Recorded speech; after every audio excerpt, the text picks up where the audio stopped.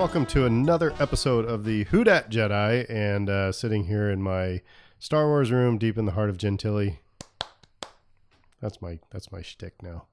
Anyway, is Dave and Fredo and Aaron. Everybody say hi. Hi. Yeah, and this episode will be coronavirus free.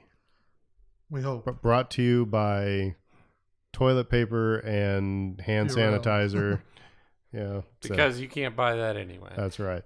But anyway, so that's the everything on social media has to be about coronavirus in some way or another. So we had to put that little thing in at the beginning. It is law now. But anyway, we should also talk about the local impact, probably, right? We were all planning to go parading and planning on doing stuff that can't be done now. Yeah, you got a bunch of New Orleanians, and I don't want to make light of it because there are people who are sick, and but I'm an irreverent person. I hope my funeral has beer and jokes and a lot of irreverence, but there's a lot of New Orleanians just looking out the window like it's raining on their baseball game because we're supposed to have St. Patrick's Day parades all over the place. We're supposed to have Super Sunday with the Mardi Gras Indians. Wednesday at the Square was kind of the first event that got put on the back burner. Don't know if that one's gonna continue indefinitely. There was a second line uptown that got postponed. So that's just the start of things. And then as we proceeded, more and more events of every size, from the smallest to the biggest, have kind of right into the realities of life. Well, coronavirus.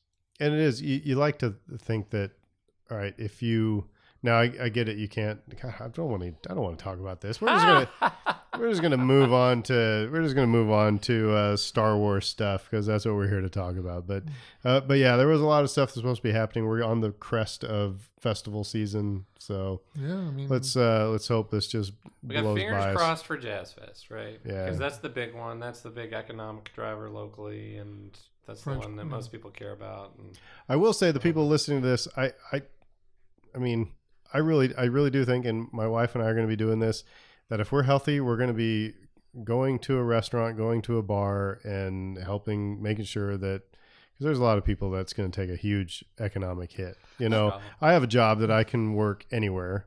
My wife is a teacher, and if push comes to shove, a lot of schools are doing stuff online. All the colleges here are, so there's things you can do, but there are some that rely on your tips, rely on your patronage. And, I think if you're healthy, just wash your hands, like one of my friends said. And don't touch your face. And that's the thing. I always touch my face, and then it's like, oh, I touched my face. Yeah, now you react to it. Now, the other thing I was going to say is, we get orders to stay in place when the hurricanes come barreling down on us. And we go find a bar. Exactly. We were actually at a bar when the last hurricane came by. Brittany and I were at the Holy Ground when there was a tornado. And I came and met y'all when the last hurricane was supposed to be coming by. Yeah, I think and so. Everybody's just drinking inside. People here are at a complete loss because it's always whatever's going on. It's like, well, go to the bar or go to my friend's house and have a few beers at their hurricane party or whatever.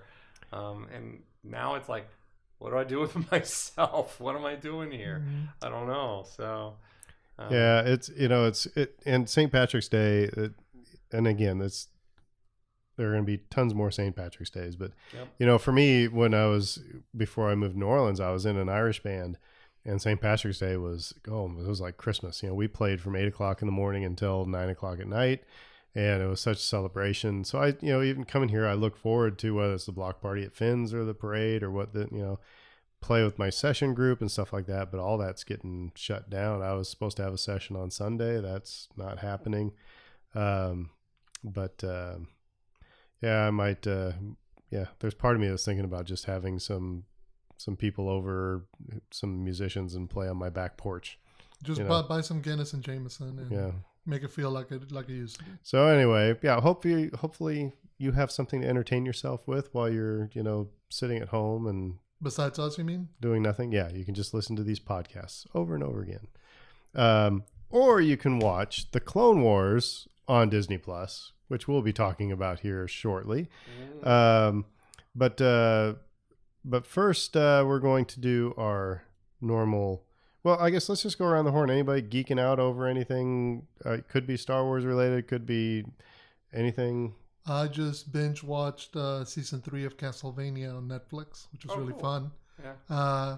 It's very much an anime style of animation and very adult themed. This season, even more so than last season. They're kind of taking their cues from some of the games. If you remember playing Castlevania as a kid, again. Mm-hmm. Uh, I remember renting that game. I remember when you could rent games. mm-hmm, Yeah. And so that's been. I mean, it's only like 9 episodes, maybe 10 episodes, but it's really well done, really well voice acted. The voice actors, the cast they have, I mean, really bring a good quality to it.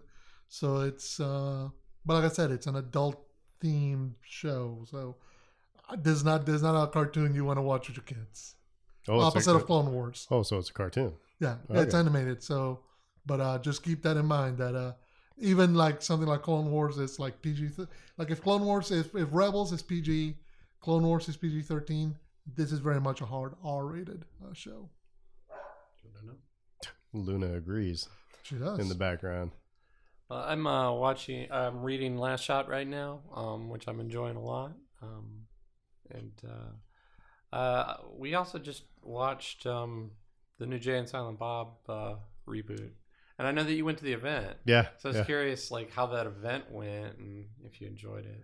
Yeah. So yeah, I went to it. It was the day after Mardi Gras. Kevin Wednesday. Smith had the Jay and Silent Bob Road Show. Turned out that Shannon Elizabeth was sitting 2 rows ahead of us. Because actually Brittany was on Twitter and said, Shannon Elizabeth is here. I was like, really? No kidding. Because somebody was geeking out over it. And then like partway, once the movie started wrapping up or whatever, all of a sudden people started standing up and it's like, yeah, that's Shannon Elizabeth. And then off she went. And so it was her and Jason Mewes and Kevin Smith and Kevin Smith's daughter, Harley. Right. So they were there. And of course, Kevin Smith's wife, Jennifer Schwalbach, and their dog, Shecky. But anyway, so I was at the Joy and it was fun. But oh my God, does Kevin Smith talk a lot? I mean, I've got his, an evening with Kevin Smith, which that is like one of the best DVDs you can find. Just if you ever find Evening with Kevin Smith, it's like he just started going to colleges and just telling stories and just talking. Superman story is Yeah. legendary. Oh my gosh. Yeah. The Prince one is even more so. Mhm. But anyway, then and then I've watched the others, and I knew he talked a lot.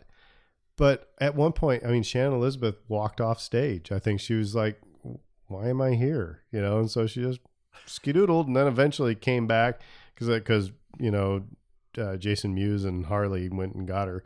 But yeah, he talks and talks and talks and talks and talks. And I just wanted to say, let somebody else answer, but I think they all just have been beaten down by life and realize that if Kevin's going to, answer a question, it's going to be 15 minutes. So I have a soft spot for Kevin Smith because he's responsible for my marriage. Because I met my wife through a Kevin Smith message board after Clerks 2 came out. oh, right on. Yeah.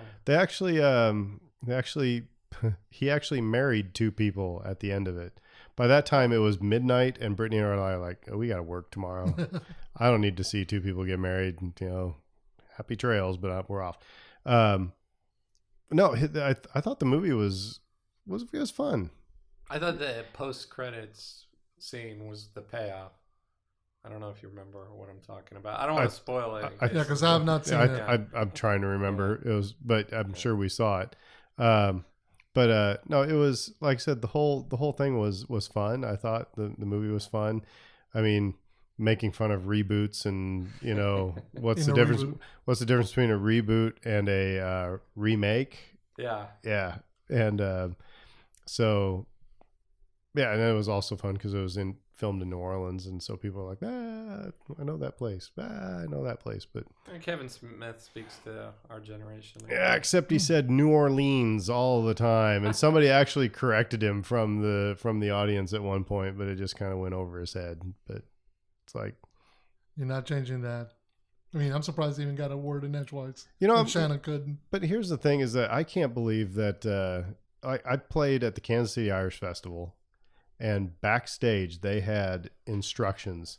You are in Kansas City, Missouri, not Kansas City, Missouri. Kansas. Or Missouri. You know, they would like tell bands because everybody's like, oh, it's so great to be in Kansas. This is long before Trump, you know, made the mistake, but it's like, you know, it's because we are in Kansas City, Missouri, and there would still be some idiot that would, but I can't believe it's like, all right, hey Kevin, remember it's New Orleans. Or anybody that comes in, the only way you say New Orleans is if you're singing a song, or singing a song. That's it. Just say NOLA. Or NOLA, the boom. street if you're looking for Orleans Street. Orleans. Or you're talking about the parish. That's true. Well, yeah, somebody pointed that out to me. Like, what's the deal with the inconsistency between the parish? That's and the just city? New Orleans. I mean, welcome That's just to Orleans. just welcome to inconsistency. I mean, we got the oldest Catholic church, you know, 2 blocks away from the seediest dives on the planet. Right. Remember, you can be standing on Orleans Parish in New Orleans, in Orleans Avenue in New Orleans, in Orleans Parish. So named after Orleans. But anyway, did you enjoy the Jay and Silent Bob? Yeah, it was good, and it was. I mean, derivative. Of course, it is though. It was supposed to be. Yeah, and the story, there was a really good story. This is not giving anything away, because it's, you know, Jay finds out he has a daughter. But anyway, he said the most poignant scene for him was that last one when he's telling Harley's character, you know, saying, you know, and then, you know, me and Silent Bob, you know, fought off these demons, and then me and Silent Bob did this. He was basically, remember that, he was rehashing at the end. He said when he was filming that, he was realizing that it wasn't just Jay telling Millie. That was because her name was Millennium Falcon. That's right. But anyway, telling Millie all these things, but he was actually relaying to Harley what he and her dad had done. Right. And it was really emotional for him because he's been Uncle Jay to her forever. So that was a really neat story to hear. Yeah. But oh my gosh, Jason Mewes, don't do drugs, kids, because he don't age well. So sadly, unfortunately, but truly, I mean, yeah. That's, and you know, that I think that's one of the interesting things about Kevin Smith's writing is he always finds the way to have an emotional payoff, and within all his verbiage and all his geekiness, he finds a way to wrap it around an emotional chord that's going to hit people, primarily people our age because we're of a similar age as him. But it gets to something. It's not just I'm just making, you know, McClunky cut type jokes and referencing Star Wars. There's a payoff to the end. So yeah, I thought it was a fun movie, and the event was fun, but you know, long. Yeah, it was long. It was long. And here's the problem: doing it on Ash Wednesday, day after Mardi Gras, starting at 8:00 too. Yeah, it's like, man, let's get off my lawn while I'm at it. You know, exactly. No, couldn't have bumped that up to like 5:30, maybe, or 7. So anyway, so yeah, that's I guess I'll just make that my geeky. We'll just share that geeky moment right there. Okay. So there we go. So cool. All right. Well, it's trivia time. So yeah, as you know, we usually go around the horn and try to stump each other. So Fredo, why don't you start? Pick whoever your victim is. Okay, I will go. Eeny, meeny, miny. I'll go with Dave. Be easier. I don't know what that's supposed to mean. Meaning that we can go this way, and he can ask you, and you can ask me. I think it's reversed from last time, so it makes sense. Exactly. That's what I meant. Okay. Who wails that navigating through an asteroid field is, quote, suicide, end quote. Man, now I'm questioning myself. All right, I'm going to say Princess Leia. You're not right. Oh. It was the other one. It was the other one you're thinking, C-3PO. Yes.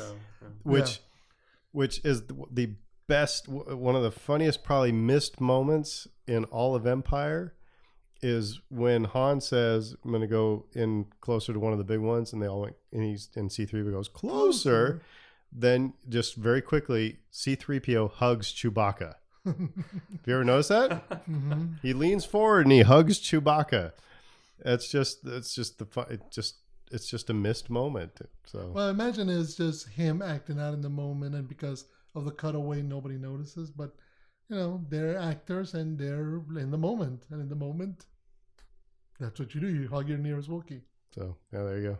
There you go. Man. All right. I'll see if I can stump Aaron here. But I wasn't trying to stump you. If I was trying to stump you, there was a question in here I could have done. But What two characters each mention having a bad feeling about this in two different movies? Whoa, read that one again. This is Yeah. like doing calculus in my head. What? What two characters Okay. each mention having a bad feeling about this in two different movies? okay, so I'm trying to do the math on that for you. Yeah, I know. There are So, two people who say it twice. so I know. Wow, I'm not even giving pause for people at home to play fairly. I'm gonna say Han Solo. That's right. Okay, and Luke Skywalker. I don't think that last No. one's wrong. Obi-Wan Kenobi. That's what I thought was the other one. Because I thought, okay, he says that about Phantom Menace and Revenge of the Sith. Beginning of Revenge of the Sith. I know and they're that's the going- one that's in my head, but Yeah. where's the other one that he says it in? Was it Phantom Menace? I think he says it in the arena. Okay, I okay. think he might say it in the So arena. Attack of the Clones. Yeah. Because he obviously doesn't say it in A New Hope, because that's Luke who says it then. See, the prequels are not my Star Wars. Well, you got the original trilogy. That's Yeah, right. Han That's Solo. right. Anyway, well, I guess I gotta go back and watch the prequels now. All right. You'll have time. Uh-oh. Who returns a barely responsive Padme Amidala back to her starship? Read that one for me again? Who returns a barely responsive Padme Amidala back to her starship? Because the These image are of- kind of deep cuts tonight, aren't they? yeah, the image that popped in my head was not the one that's the answer, I don't think. I think, and I'm giving a moment here, I think the answer is Obi-Wan Kenobi. Nope. C-3PO. It's C-3PO. Okay, see? Did we all get them Off-screen, wrong? though. Yes. Yeah, we all three got it We all wrong. three got them wrong? Well, you got Golly. half right. You got half right. So. Yeah, 50% though in a Yeah, class. still an F. Still an F. So, all right. Well, I guess we all had to go watch the prequels. This is true. Because I was thinking, the other image I was thinking when you started asking the question was Attack of the Clones, when the clone and Trooper and she fall over from the transport onto the sands. I was like, but when you said unconscious, I was like, okay, the only time I see her unconscious is Revenge of the Sith, but it totally slipped my mind. It was 3PO. So, a little bit of news, and so I'm throwing you guys, because I just thinking now we should go back and watch episodes 1, 2, and 3 and see, do they hold up? What do we? Because I don't know when the last time was I watched one of those. It's been a while. When TNT showed him. But coming out, March 31st, right? Is Rise of Skywalker? Mhm. Is that the digital? That's the The- Blu-ray. The Blu-ray. Digital's coming out next week, I think. Next week. All right. So here's the question: are you going to only get digital, or are you going to get on a Blu-ray, or are you going to do both? I usually get the Blu-ray digital combo pack. Because here's the deal: now that if you got Disney Plus, you're probably going to be watching on Disney Plus at some point. I mean, so True, but I find I'm still the maybe old, get off my lawn kids kind of person who still likes to have the hard media. I agree. Plus, I mean, a lot of times now with when you buy it, they do include the code so you can download the digital version for free. Yeah. So it's like, might as well do that, and it costs you only a few dollars more, and you have a hard copy in case somebody has a DVD player or a Blu-ray player. Throw it in, and you have the digital for whenever you want to pop it in. So Dave, are you 20th century or 21st century? What do you? 20th century all the way. Well, I mean, I like both. I'm the same way. I like having that digital copy because it's more convenient. But I like having that physical copy too because it is a better transfer, and it's not gonna as long as it's not damaged, it's gonna give you a better playback too. And like that matters to me. It doesn't matter to a lot of people. And if the internet goes down, yeah, I want to think it was it after the premiere of Rise of Skywalker? Somebody was saying that like there were Disney people taking a poll, like, all right, so this movie, will you want it on, Blu-ray, or will you just want it on digital, or both, or would you watch it on Disney Plus? They had to fill out a card or whatever. Betamax. It's so obviously I think their mind is a ticking that, I wonder what will happen in the future if Disney Plus is gangbusters and DVD sales are not all that, high. Will in the future, are we just going to get our Star Wars on just digital? Well, what's interesting is you mentioned that, but I've seen a number of people who recently are commenting on they're not finding enough value out of Disney Plus, to keep it. They're considering dropping it at this point because they're like, look, I love The Mandalorian. It was awesome. But if I'm not into necessarily Clone Wars, there's not much else to keep me coming back. So forget, let's take the Disney Plus part of it out of it, or part out of it. Let's if digital or hard. Yeah, it's far less money to just, here's your code, download it and off you go. I don't know. Is that where we're headed? Like having a backup. I don't know. Well, I agree with you, but it's for me. I think what happens is this, and I tend to buy most. It's the same. I look at it the same way I do books. If you have to moving books is the worst part of moving because they don't get. Do you see how many boxes of books we had? Yes. Yeah. By the way, those were just Brits, right? Yeah, and I wrote books heavy as McClunky on each one of them. You only need to move once or twice. And by the way, some of them are mine too, and most of them are hers. But I read. Oh no, trust me. You only have to move once or twice to start thinking, I don't really need to be carrying this copy of, this cheap novel that I picked up for $5 at a book sale. I can just buy the digital and whatever. So I tend to buy majority now in digital because I have an iPad, I have a Kindle. But there's some stuff that I still do want to buy the hard copy. Like there was the George R. R. Martin book, The World of Ice and Fire, which is this beautiful leather-bound book, has all these wonderful illustrations. I'm like, that one I'm willing to splurge the money, get the hard copy, because I'm going to enjoy that more than a digital. Most stuff that I would get on paperback, I can get the digital. And I think that's the way I'm going to treat it, is something like Rise of Skywalker, I'm going to want to own that, a hard copy of that. For something else, I may just go, I can just get the digital whenever. I'm really looking forward to this release because I saw Rise of Skywalker twice, and it was the opening weekend. Didn't see it then. And I haven't seen it since. And, after all of the consternation and arguing and ups and downs and reviews and everything like that, it'd be interesting. It'll be fun to go back and watch it and go, what's my reaction now? Mm-hmm. Anyway, Dave, you look like you were going to say something. Oh, I was just going to say that my purchase threshold is definitely lower now that Disney Plus is a thing. Because our kids, we used to buy them Disney movies left and right all over the place. And so now it's like, do we really need to get that? We really need to buy Toy Story 4, for example, things like that. So, yeah, it's definitely affected things, but if I'm going to buy something, I still go for the combo. Well, yeah. So no, I was going to say just simply, and it's kind of the point that we were making way back when we were talking about Rise of Skywalker, about at some point, it's just going to have to live on that shelf alongside all the other movies and be a part. And we're going to enter that point now where all the consternation and all the vitriol and all the fighting over it. I mean, some of it will always happen, will always continue, but the vast majority has just died down, and now it's just going to be a movie.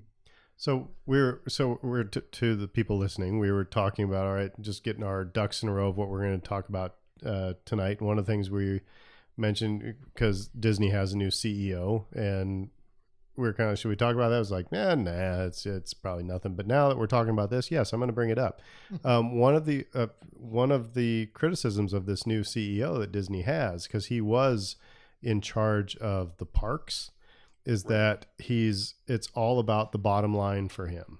And it's like he cut a lot of the performers that you would have at Epcot or in Magic Kingdom, for example, one of my former students was a trumpet player, and the band that would, come out and play in Main Street or not, on Main Street USA and stuff like that. And so he cut a lot of that and saying, well, our cast members, basically the people who are the ticket takers of the ride, they're the entertainment.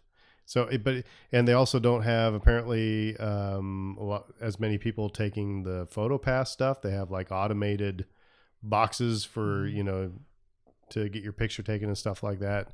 So if everything's about the bottom line, that's why now I'm wondering, it's like, if nobody's buying our DVDs and we've got this Disney Plus thing, and you're saying people are going to, there's no reason for me to have Disney Plus. How about if we strong arm them into buying Disney Plus so they can get their Star Wars movie? It'd be interesting. Maybe that's not fair to this guy, but from what I've heard about him, it'll be interesting to see what happens, because it's, because apparently he's a penny pincher and not too innovative of a person. So anyway, who knows? I mean, coming from the theme park background, he certainly understands the business side of things. You know that much. So time will tell, but I like Disney Plus where it's at. And I know some people are like you said, they're going to cancel just because I don't feel like I'm getting enough. Those Marvel shows are right around the corner, a few months away, and so I'm like, well, I don't want to miss those. And I still think you get enough value out of it from just the back catalog of shows, of movies that you get out of parents, and I was going to say, I think it's a lot different. It would be a lot different if we had kids, that where you have a Disney movie at the ready, as long as you have an internet connection.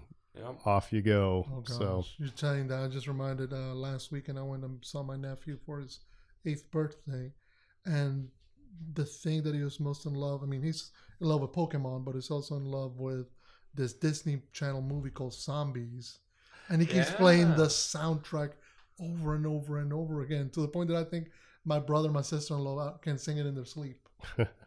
Which is the thing most kids do. They love something and they play it till they burn out themselves out of it. So, but that's the thing. It's like, if you're a parent, if you got any kind of kid and they're into something in there, you can't get rid of it. You're kind of hemmed in. As for the CEO, I'm just going to say, look, it's going to be an interesting dynamic for him. In some ways, he might be the kind of person who is very interested in Disney Plus, because it provides a lot of bang for not a lot of buck. By the way, breaking news. Because as I'm about to send my wife a text to turn on the air conditioning, she sent a text that said Disney World closed through the end of March. Mm-hmm. I saw Disneyland have closed, so I'm not surprised Disney World. So you got there just at the right time, Dave. I did. Yeah. Under the gun. So tonight is about Clone Wars. We are all now caught up. Dave binge watched the first 3 episodes. Fredo and I have been watching them, each week. I just realized we skipped over a topic, but we'll hit that later. So anyway, but we're talking Clone Wars. Clone Wars season 7 is now on Disney Plus. And how long has it been since Clone Wars was a thing? That's they had season 6 on Netflix back in 2014. Mm-hmm. Okay, so 6 years, just about. So it's been a while. Yeah. And they had this arc. They're calling it the Bad Batch arc. Mm-hmm. Basically, the premise is that the clones and Anakin, the Republic, are stymied because they keep getting. It's like the Separatists are one step ahead of them, or figuring their tactics out. And that's the word I heard, tactic, like 5 times in a row, and it just starts sounding like a fake word. But anyway, every time they use the tactic, they get figured out, and so they keep getting beat. And so they need to do something a little bit more unconventional, and so Cody calls in this group of, I guess, elite clone troopers called the Bad Batch, and these are all clones that have some sort of genetic defect that gives them some sort of special whatever ability, and so they go on a mission, a 3-episode mission. First of all, if you haven't watched any of the Clone Wars, the stuff that I just said probably just went right over your head. But let's all remember that what the clones were, cloned from Jango Fett. They in previous episodes there was a was it Clone 99? Was he the one that aged really quickly? They're the ones that he was that this troop was named after. So there have been some genetic defects talked about, mutations talked before.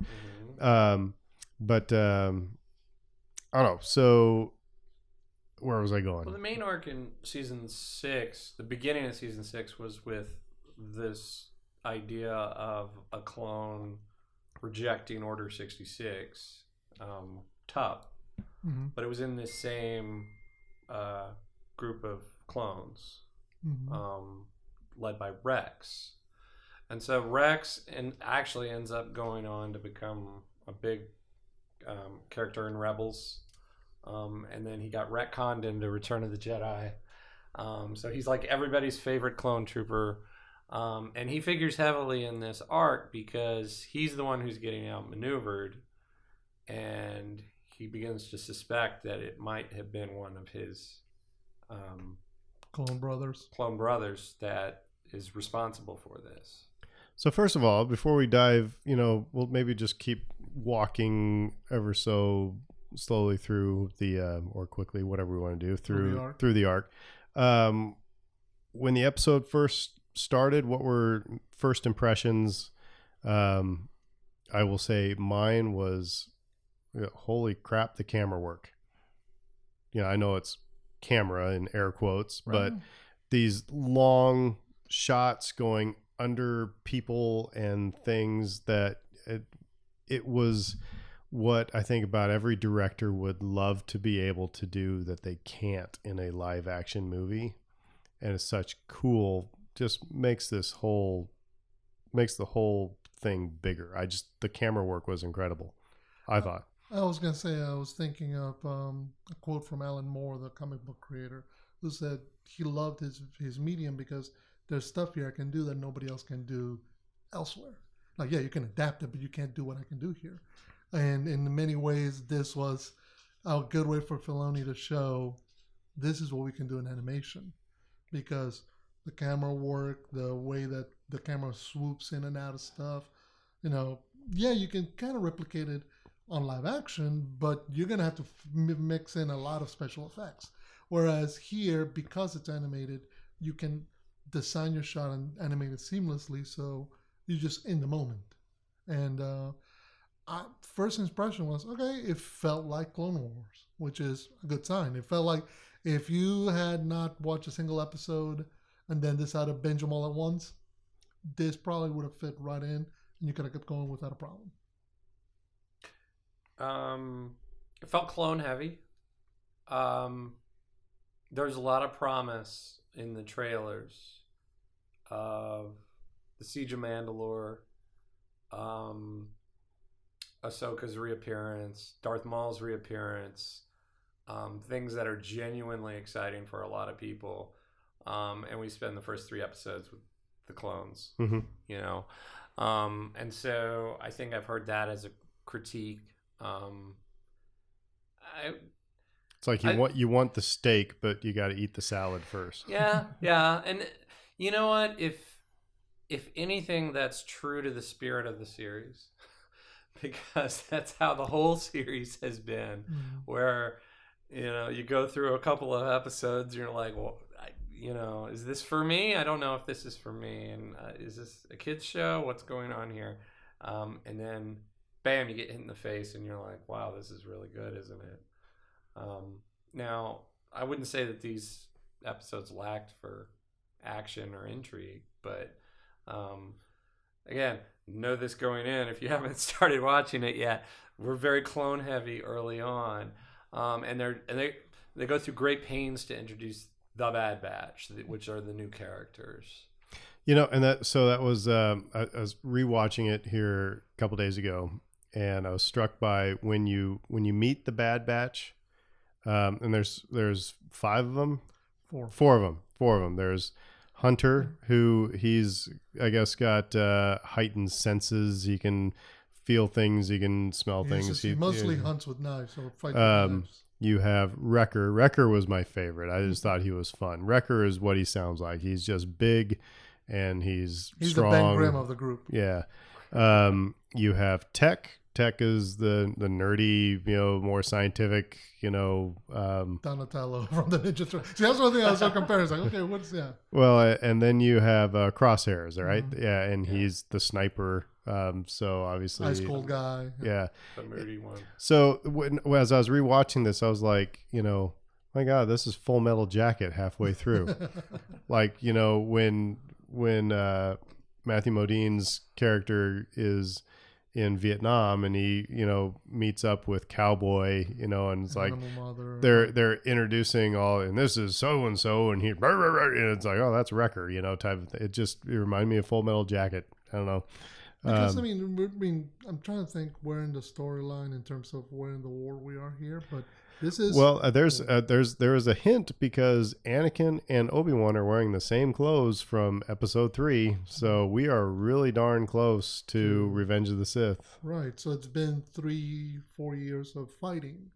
So it's interesting that up until this point they had not heard of the Bad Batch or had not met with them, but it's interesting that 4 years into the war and you're just getting introduced to these characters, but at the same time that the weight of of fighting nonstop for 4 years hasn't necessarily taken a toll on them the way that it's shown to have taken on Rex. None of them had a peace sign on their helmet, though. Yeah, so that's right. There were no Matthew Modines in the bunch. Yeah.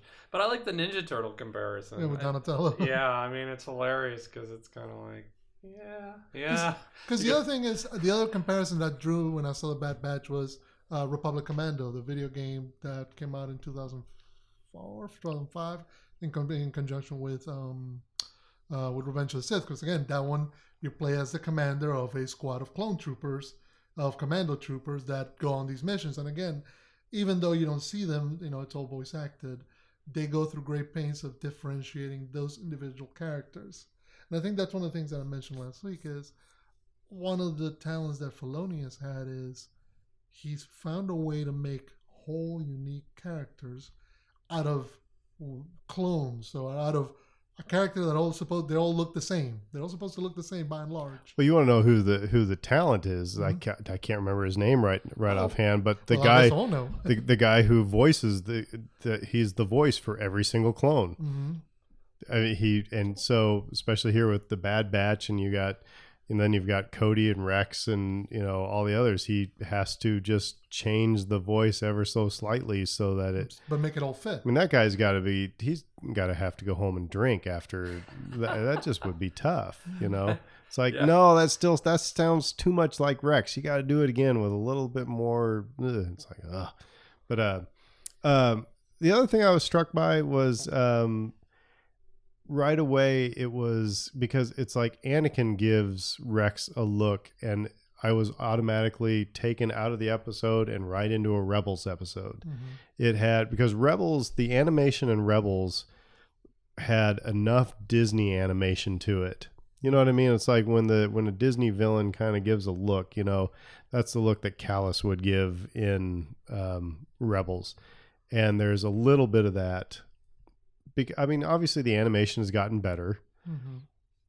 but when you start doing things that you really didn't do in the previous 6, seasons, and suddenly Anakin can give a little bit of a shrug in his brow, then it just takes you like, whoa, what was that? And his nose, did his nose drive you nuts? I said last episode. It wasn't so bad. I did okay with it. It was like a Pinocchio thing. I don't know what's. It might have been slightly different.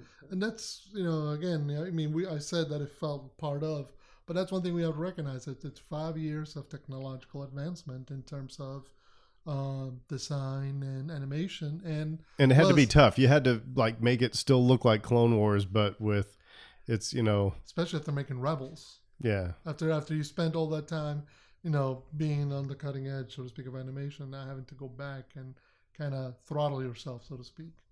That sounds dirty. Right, I'm looking up the actor's name. Is it D. Bradley Baker? Yes. There it is. Props. Like, the fact that he can do that is just incredible. Yeah. Yeah. So we're in the episode, and they're going on basically this kind of special ops mission, and another thing that I'm struck by is that battle droids are the worst thing that anybody ever invented. They're worthless.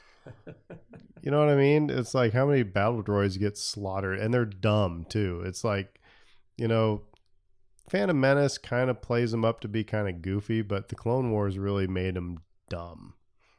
Hey, what are you doing there? And he gets his head blown off. But anyway, but I guess the battle droids were not supposed to really win. They were no match for the Jedi. They're just supposed to be, in the way. Right. But anyway, so they go on this special ops mission and they end up getting. Let's just cut to the because they think it's some sort of algorithm that's predicting that's the predicting Republic's moves ahead of the Republic making it.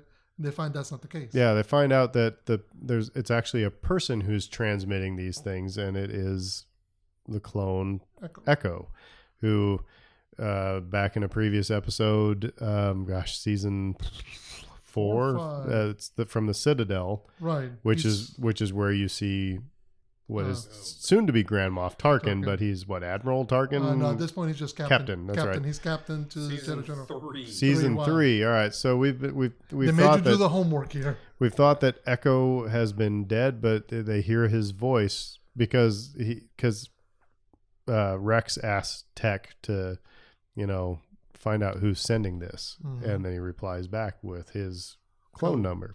So that was the end of that first episode. I mean, so the first episode was just kind of getting to know the characters.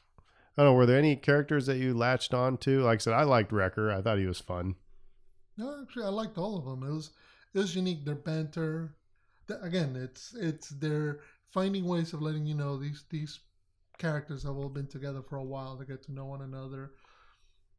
Juxtaposing them against Rex originally, and then later on Rex and Anakin, who've been together for the majority of the war, and kind of saying, okay, they're gonna have to come together to get through, but kind of showing you the different.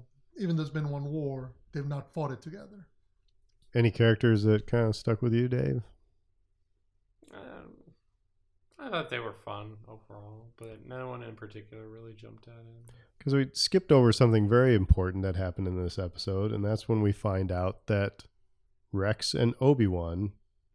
This in the first. No, it was in the second episode. Was that in the second one? That was in the second episode. Okay, so we're in the second episode. That's right, because when they're going to go to the planet where the transmission from Echo is, but that's at the beginning, and we find out that Rex and Obi-Wan both know about Anakin and Padme. Yup.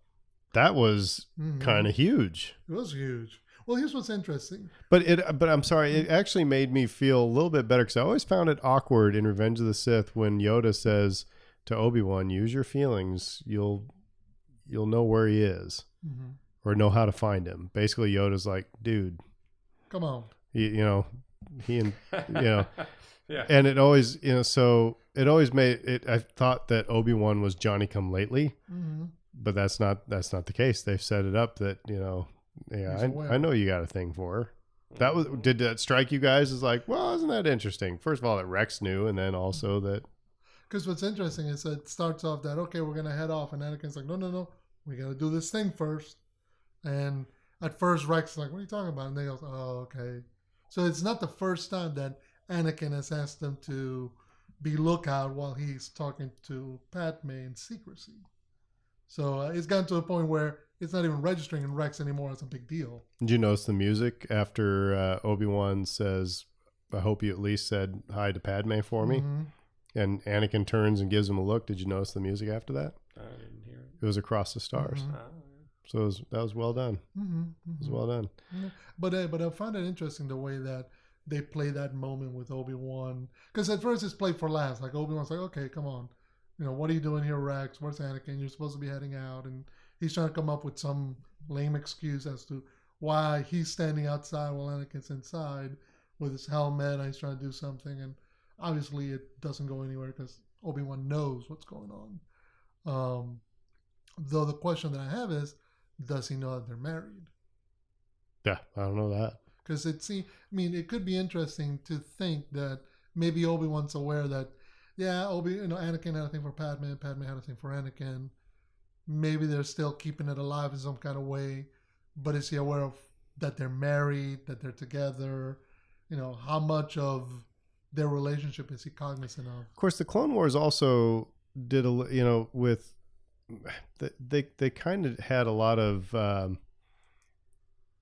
don't know how to put it, but I mean, when you think that, for example, that Obi-Wan, I guess in my mental model of Obi-Wan from Episode 4, and going up until this point in the Clone Wars, that he was Jedi through and through and devout and by the book, and then you come to find out, no, he had a girlfriend. He was in love with Satine. So it's almost like what priests aren't supposed to get married or something like it's that type of a thing. And yet and yet so but here we've got like I said, that was my mental model. Then in Clone Wars they give, so Obi-Wan really can't be too judgmental of Anakin for having a thing for Padme, because he had a thing for Satine. And he tells them that. I think he says, it's okay to have these feelings, but you can't act on them. Mm-hmm. And so that tells you that he doesn't know the full story. Just that Anakin has this attachment and love for her. Which is why I think that the moment when he finally dawns on him that, that Anakin's the dad of Padme's kids, or soon-to-be kids. There's a meme I saw that had Anakin and the Emperor, Anakin and Palpatine at the opera, from Episode 3. Yeah. And Palpatine says, our grandkids are going to kiss one day. And Anakin goes, what? He said, nothing. Well, did you ever see the how they should have ended for Rise of Skywalker? Yeah. The one funny thing I kept loving was the way they turned Anakin. It's like, you're going to be a grandfather? I love that. Yeah, that was a good one. Mm-hmm. All right. So, yeah, they head off on the mission to, forget the name of it. Anyway. Skyco Major or something like that. There's a kind of a primitive tribe of people that fly a bunch of lizards and right. But anyway, I guess, and it seemed like we had a lot to go through a lot to get to the payoff at the end of this. I mean, Wat Tambor yeah, is the guy, and he's the guy from Attack of the Clones with the green head and the metal tubes. The Techno Union. Techno Union. And he has to adjust his voice thing. Yeah, and so he's in this, and he's one of the big bads. And they drive around on Segways. Yep. Yeah. Good times, right? Well, he doesn't look like he's ran for a while. So, but but like I said, I think we had to go through a lot of blowing up battle droids and everything to finally get to the end where they actually do find Echo, and I think this is really interesting. Well, he's connected to basically he's their supercomputer, if you will. And there's very Matrixy moment the way he's connected as well when they disconnect him and stuff like that. I was reminded of Locutus and the Borg from Star Trek, and I know that may be sacrilegious to Aaron here. It's all right. Star Trek is one of those things where I don't dislike Star Trek. I've just never gotten into it. Yeah. So I have nothing against people who like Star Trek. Yeah, pulled into that though. But so we do find Echo, and he's more machine now than man. I mean, he's got. I mean, I watched another kind of replay, people reviewing this episode, and they do point out he looks very much the way Anakin is going to look in just few weeks. You know, it's like he's got metal legs, he's got metal arms. He's got all those tubes connected in that.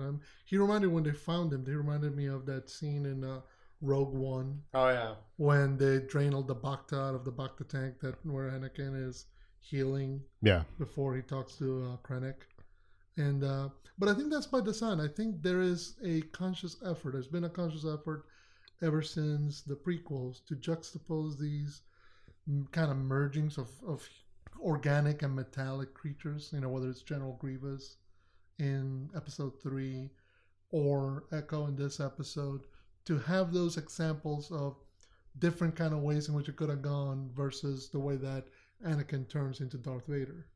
So I'm kind of hustling through this because I don't want it to be my personal preference. I don't really want to just do a rehash of what the episode is. Yeah. So particularly when it's mostly they shoot the droids, they scale the tower, they shoot more droids. Well, so yeah, and so now we're into the third episode where they shoot more droids and they get away. Everybody survives. I was expecting one of the Bad Batch to die, and spoiler alert, nobody dies, and they get away with Echo. And the very interesting thing is at the very end is, you know, the way they play that off. It's like, have you ever seen the because Rex said it's going to be just like old times, and Echo says, yeah, just like old times. And they kind of have a close up on him, and the music is really kind of sinister. Have you ever seen the Family Guy episode where there's evil Stewie, and Brian doesn't know which one is real Stewie and which one's evil Stewie, and at the very end they cut to Stewie and he turns to the camera and it's the whole Michael Jackson Thriller ending, you know, so did he get the real Stewie or not, you know? So is there something sinister going on? And before we answer that, I'll get to the bigger question is, what do you think in the grand scheme of the Clone Wars story, and knowing that we're going to episode 3 and beyond, why is this arc important? What is it doing to propel a story? I have some thoughts. I don't, you know, but what do you think the overall purpose of why tell this story?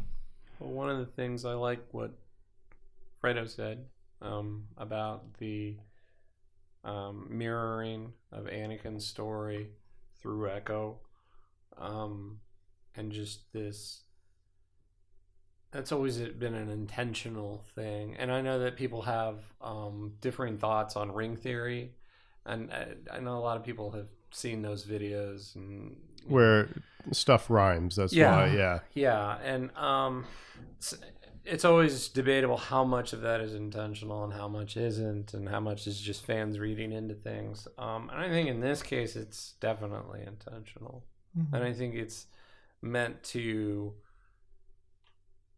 portend what's going to happen to Anakin. See, and here's the thoughts that are going in my head. Okay. Is that you have the Bad Batch, you have these bad clones, mutated, not bad like bad, you know, evil, but not bad, evil, yeah. But you know, their mutations, basically, they were kind of throwaways. But and you have Echo, who has been manipulated by the Techno Union, the Separatists, and hooked into machines and stuff like that. And then fast forward, and I'm looking at this Rebels poster here that I, you know, have. You have the episode where they find Rex in the Rebels episode, and he says, you know, Wolf and Gregor and I removed our chips. All the clones have a chip in them that triggers Order 66. So, did the Bad Batch have that chip, or were they tossed aside and not given that chip? That's a fun B, question. Mhm. but sorry, B, Yep. Echo through all the, because he's got a lot of hookups and he's been manipulated a lot and stuff like that. Is he going to say, "Hey Rex," because he did say, "I've got a headache." You know, that's the other thing. Maybe I'm reading far into this, but is he the one that's going to tip Rex off to the fact that because they already had an episode where I think it was Fives. Mhm. You know, his chip went bonkers. That's the whole arc at the start of season 5, or season 5 or season Season 6? 6. Where Fives finds that Top's chip malfunctions. He kills his Jedi Master, and then he goes on this 4-episode arc about finding the truth of the chip that's in his brain that's designed to stymie Order 66 until the Emperor's ready, or Sidious is ready to drop that on them. But is Echo going to be some sort of confirmation to Rex, and that triggers them to remove their chips?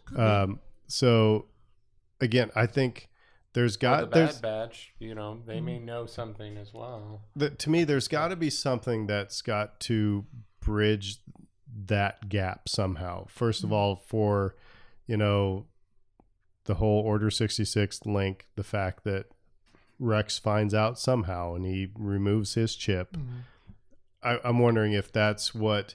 I think you're right, because we're so close to Revenge of the Sith in the timeline. Either it's going to be revealed... Because they're wearing the same clothes. Mm-hmm. It's either going to be revealed that he's already removed it as a result of what happened in Season 6. At some point, he will reveal that. Or something's got to happen here that will spark him to do it. Mm-hmm. And so, yeah, I think you're right. I think we're going to get some more knowledge on that. Because when I first saw that scene, what two things kind of struck me. First of all, how much it rhymed in relation to Anakin's future situation. Echo was one of these characters, like model clone soldier, similar in nature to Rex. And then he's considered dead, and he's taken by his enemies and twisted into a machine and used for his skills, which are strategic in nature, to fight the people that he used to be fighting. Oh, how we outside. long for the days of just making up words. Anyway, go ahead. Anyway, so but that idea of taking the hero, bringing him low, turn him into a machine, and have him become an asset of the bad guys. Very much what happens when was about to happen to Anakin. So, and part of me was thinking, wait a minute, has Echo been helping plot what the next few moves are going to be for the Separatists? What the final end game is going to be for the war? Because he's aware of both what the Republic can do and what the Separatists can do. So, if he's smart enough to outwit Rex and what he and Anakin are trying to manage, well, he's smart enough to help the Separatists come up with a plan to topple the Republic, so to speak. So that was the first thing that popped in my head. But the other thing that kind of popped in my head is what you're discussing regarding Rex and the chip in Order 66. It could very well that he's aware of what's going to happen, because they may have fed that into his database of information, saying, "Okay, we're going to put all this into you, so you can plan. Okay, when is it the perfect time for us to drop this?" On the other hand, do the Separatists even know about Order 66? Yeah, I don't know. There's so much about that that's still not revealed. Well, and here's the other thing. So in the Clone Wars, please refresh me. Did we ever meet Wolf and Gregor like we meet them in Rebels? I thought we met Wolf in one of the arcs. Because they talk about. I mean, I think I remember like the Wolf Pack. I might have to get onto Wikipedia. But here's my thing is that he said Wolf and Gregor and I removed our chips. Mm-hmm. Why just the 3? Mm-hmm. You know what I mean? It was done in secrecy and silence, and that's all the people he could do before it got started. Could be he's the only ones he could convince. It's gonna be, again, that may be the reason why we're going so clone heavy at the start, because we're not gonna. As we get to the other characters that are more fan favorites, so to speak, the clones are gonna fall once again back into the background. Yeah. So it's gonna be interesting. So maybe you started here, introduce the Bad Batch, introduce the clones again first, so you get back into the feeling of the Clone Wars, but also because their arc's going to play in the background as everything else kind of falls into place. So again, that's what I was just wondering was what is this arc doing to? Because it always drives me nuts when people use the word filler episode. You know, and it's like every episode is doing something or should be doing something to propel the story forward somehow. Especially when you only have 12.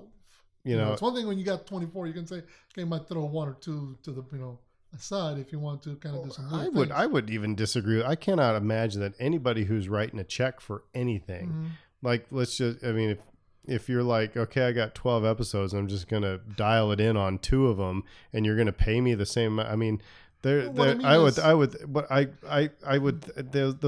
can't really, I think we just get irritated by them because those filler episodes in quotes, are just slower in nature to be. We've talked about it in previous episode, but yeah. Well, I think what I mean by that is that there has to be a point where you're introducing new characters, new elements. You can't just be hitting the same fan favorite stuff all the time. So somewhere along the storyline, there has to be a moment where you get to devote an episode to the rookies. You devote an episode to, somebody like 99. You devote an element, you take some time to feature a smaller character, because otherwise they don't become favorites. How is anybody gonna enjoy somebody like Rex or somebody like Echo if you don't have an episode where you actually see them in action and actually get to know them? If you're only featuring Anakin and Obi-Wan and Ahsoka and versus Maul and Asajj, well, and then somebody comes and says, oh, we'll introduce this new character. Well, you haven't given us the opportunity to get to know that character. We don't care. A lot of the content in the prequel era is foreshadowing for Anakin. I mean, you're talking about this season in particular, but you go to the movies. George has been quoted about how each of the villains of the 3 films was kind of a surrogate for Darth Vader. You have the raw evil of the Darth Maul, then you have the more fallen Jedi story of Dooku, and then you have the cybernetic monster with Grievous. And so, like, within that, you kind of look at the Clone Wars, and you can kind of look at the series in the same way too. And I think Filoni's doing some of the same things. You can look at certain characters as being this is where you're headed, or this is what the story is all about. And it doesn't take a lot of imagination to see those kinds of connections. I will say, I think it's going to be interesting because, you said this is very clone heavy in this one, in this first arc. And if there's a criticism I have, it's that it was like every about 20 seconds we're in another battle is what it seemed like, So it was like, didn't have much time to really settle and breathe. We're going to get into the arc with Ahsoka kind of finding herself because she leaves the Jedi Order, and there's going to be a whole arc on what happened basically after that. Between Dan and Fulcrum. And I think that's going to be my guess is that's going to be rather slow and more introspective, and it's going to make people kind of go, eh. I don't know. There's going to be action, obviously, but I think it'll be interesting to see what we talk about in that next arc, because this one just went boom, boom, boom, boom, boom, and just.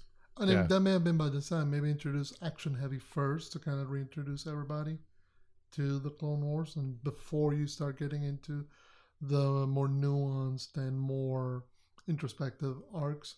Because put it this way. Think to the Yoda arc at the end of season 6. If you had started the season out with that, you'd have been excited because, oh my God, featuring Yoda and whatnot, all the Force. But it also, from an outsider point, is very esoteric.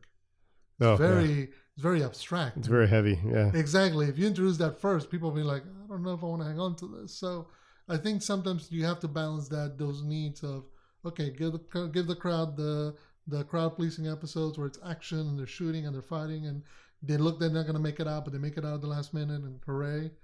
And then you can kind of get into the more introspective and nuanced elements of the story. So, Dave, you said you found the next episode's titles. We don't know what we really don't know what the arc is, but we're going to make our guesses here. Yeah, so the next 3 episodes: Unfinished Business, Gone with a Trace, Deal, no deal. So the final episode for me sparks a political type of maneuvering, possibly. See, to me, it seems like it has something to do with Ahsoka, because we know she gets back. She's not a Jedi, but she goes back to working with the Jedi, because we've seen the trailer and stuff like that. She's going to be leading clones into, the Siege of Mandalore stuff. So I wonder, to me, that's like some sort of, agreement between, yeah, I'll help you out, but I ain't coming back type of thing. That's my guess. But what you said political, what were you? I don't know, just in general, that was the first thing that came to mind. And then unfinished business made me think of Maul immediately. I mean, who has the most unfinished business at this point? Who's still out there? And it's him. He's what was it? Harboring all this ill will. Sam Witwer described him as, and pardon me, I cannot remember the character's name, but in mythology, the guy who's constantly pushing the bull. Sisyphus. Yes, that's Maul. And when he went through that, I was like, that's absolutely, because just Maul is never, talk about a chance to breathe, Yeah, actually, when hearing, those 3 episode titles, the 2 characters popped in my head. Ahsoka did pop in, but actually Maul and Asajj Ventress, because both of them are kind of running around doing their own thing. But as we left them at the end of season 5, because neither one of them featured in season 6, both of them are in different spaces. Maul is getting electrocuted by Sidious, and Asajj has become a bounty hunter on the underbowels of Coruscant. I guess we did see. I think we did get what the arcs were going to be. I would like to hope that we see Cad Bane at some point. Especially if he's coming back for season 2 of Mandalorian. Gone with a Trace could be hyper foreboding. It could be gone, which means a character could meet their end. And so if you think about that, like how many characters could meet their end, and Asajj is one. So I don't know. Like I said, I thought we did, maybe just people were speculating as to what the arcs were going to be, but so I guess you're, after these first 3 episodes, we're still intrigued. We're good. Mm-hmm. Yeah. I think if you never watched the Clone Wars before and you jumped in here, you might be just a little lost. But then okay. Do you want to know actually what the Sure. premises are? Okay. Yeah, here we go. I went to clonewars.fandom.com. So, unfinished business premieres tomorrow. Premise: Anakin Skywalker and the Bad Batch attempt to gain a victory for the Republic. So we're still on the Bad Batch. Gone with a Trace premieres following week. Ahsoka befriends a pilot but must hide her Jedi past while trying to stop a dangerous droid. So we are finally going to get into Ahsoka. Deal or no deal? Trace makes a rash decision after learning what they are transporting is for the Pike Syndicate.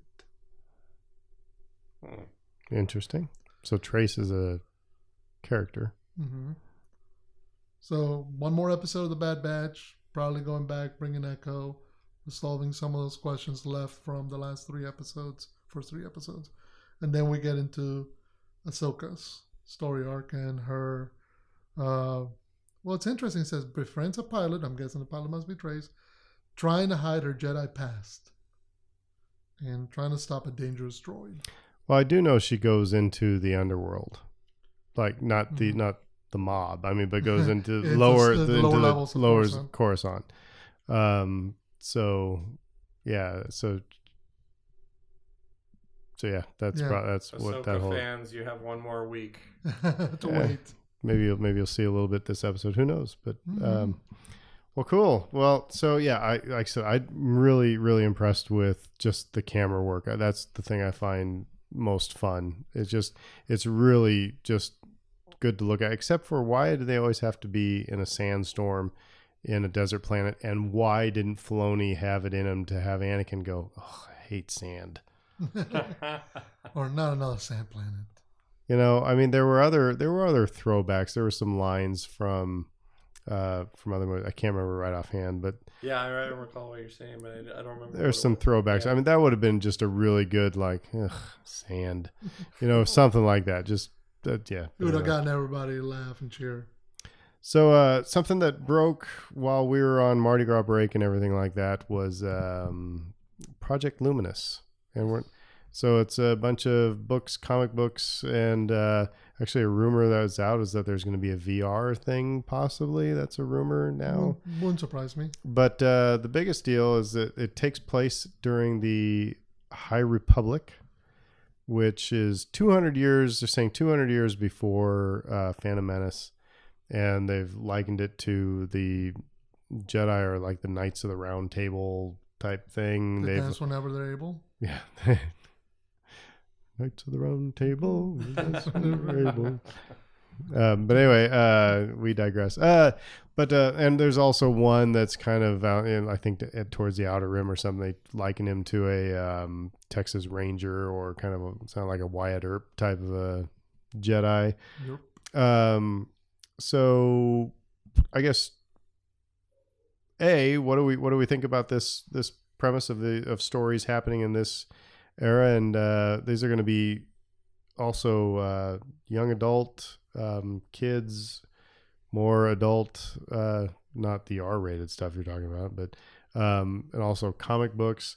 How are you going to take in all this information? Do you have a game plan for it? Anyway, so first of all, the High Republic, what do we think? It's going to be interesting. Like I said a few weeks back, I think this is the first major publishing attempt within Star Wars since the New Jedi Order. How long ago was that? You know, which almost 15 years ago, 14 years ago, thereabouts. Anyway, so this is the first one that's under Disney's, you know, ownership. So it's going to be interesting to see what they're doing. It's interesting that they're not picking the Old Republic period, which is 4,000 years in the past, and they've kind of established some lore and some character and some dynamics for that. It's interesting that it's not happening in the future. They're picking a spot kind of right at the middle of, you know, when everything Obi-Wan told Luke basically was true. You know, I think it's no surprise that they did that, because if they would have gone to the Old Republic, then all those people who played the video games and read the books and whatnot would be like, that's not the way it goes, you know. It's Korriban. So here they can just, we're going to write this, and the net nerds can't, you know, call us on the carpet. But anyway, well, it's 100% all new information. Yeah, you know, you can revisit worlds because stuff like whether it's Tatooine or Coruscant or Naboo will be present, but that doesn't necessarily mean that the dynamics are the same. Doesn't mean that the way that the Jedi are going to behave is the same as the Jedi we meet in Phantom Menace. So it's going to be an interesting way of seeing how they're going to present all this information. As for a strategy, buy the book, read it, see if I like it, if I do, buy the next one. But there's going to be several, and they're going to be like young adult, and they're going to be kids stuff. I'm a slow reader, just always have been. I mean, I like to read, but it just I don't devour them like my wife does. So I'm thinking a lot of audiobooks are going to be in my future, because I also don't really want to go buy a bunch of YA novels, you know, but I do want to know what the story is, and I don't want to have to go read it on Wikipedia, you know. So I think maybe audiobooks are going to be it's going to make me go buy comic books again. I haven't bought a comic book since, like, I think 7th grade. But there are apps for that now. That's true. And then if you get the audiobooks, I mean, depending on if you can get Mark Hamill to come in. He's I don't know if you know, he's a great voice actor. You can totally bring him in. He is indeed. I like this line. Michael Siglan, he explained that the story truly began to come together with the question of what scares the Jedi.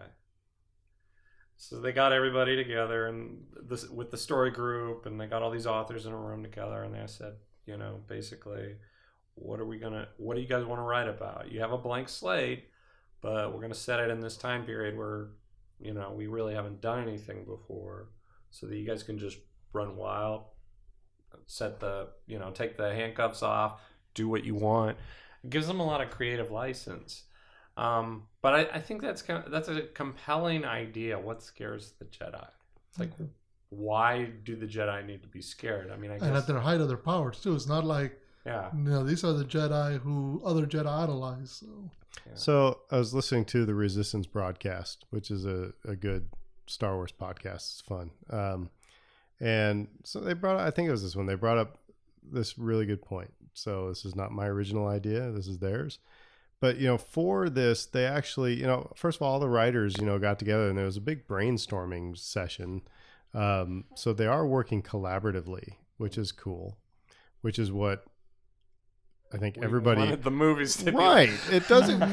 Is that such a hard idea to say? All right, listen, you guys make whatever movie you want, but let's all figure out what this story is going to be. Mm-hmm.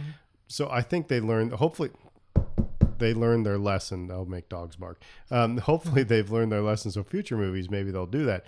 But what was interesting is that they had even like Doug Chang, who was one of the visual artists for the prequels and for the sequels. They had him drawing up characters and ships and everything like that.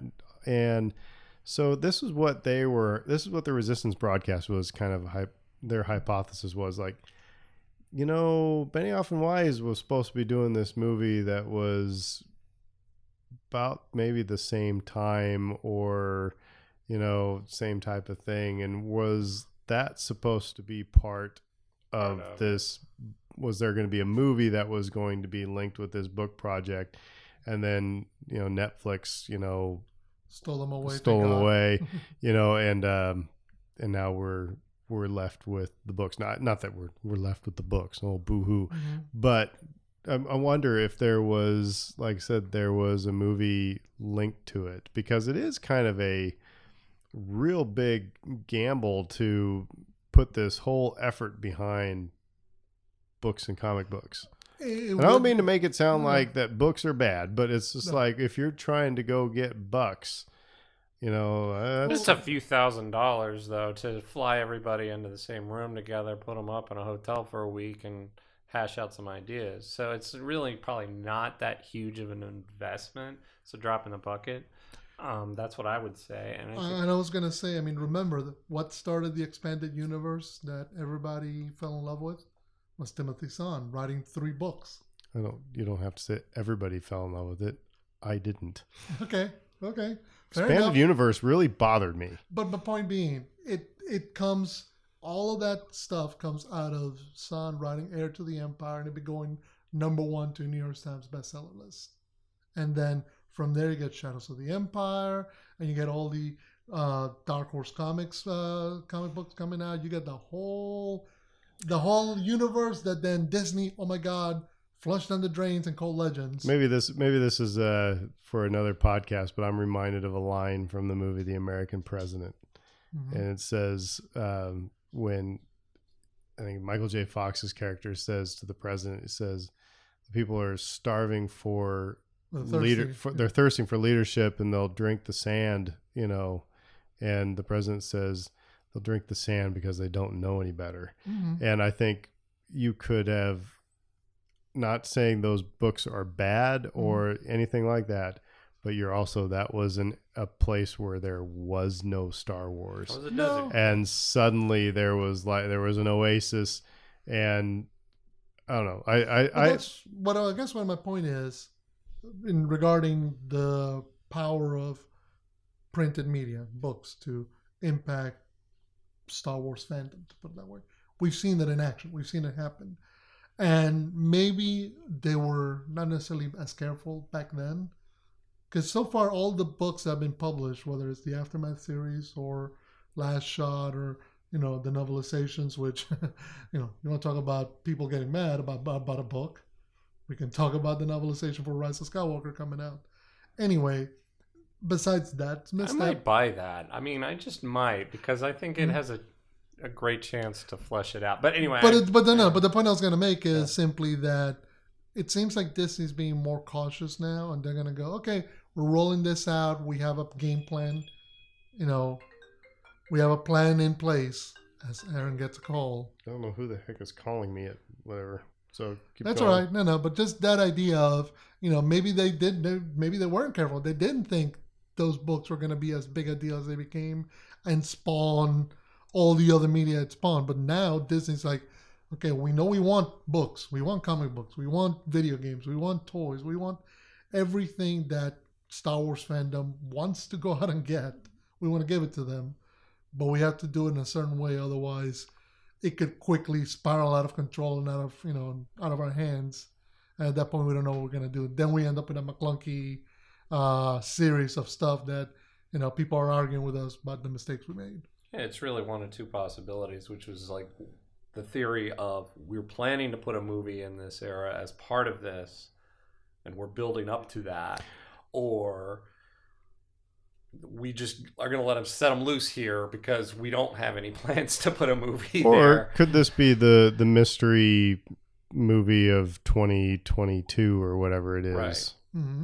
Could be. I mean, and that's the other thing. Right now, all we know is that there's supposed to be a movie coming out December 2022.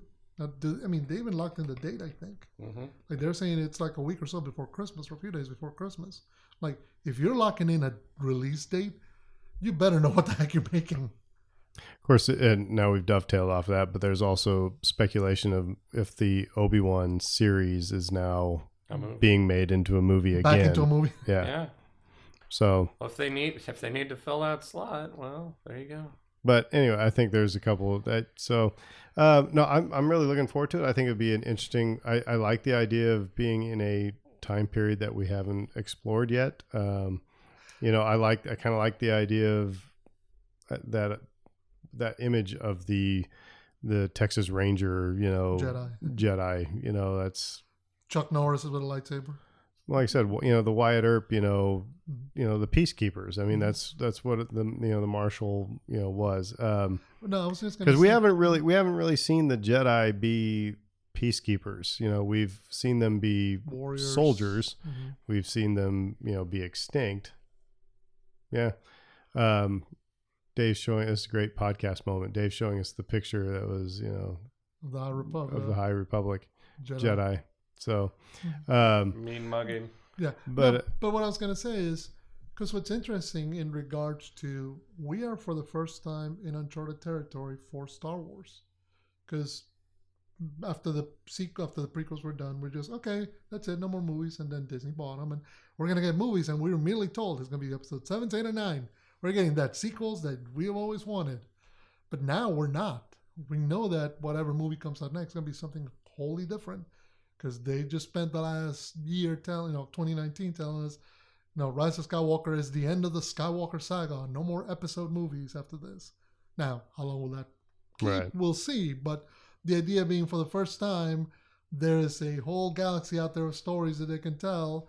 And there's no immediate demand that they make this one thing or that one thing. I mean, they're going to make an Obi-Wan project, whether it's movie or TV shows. They're going to make the Cassian Andor TV series.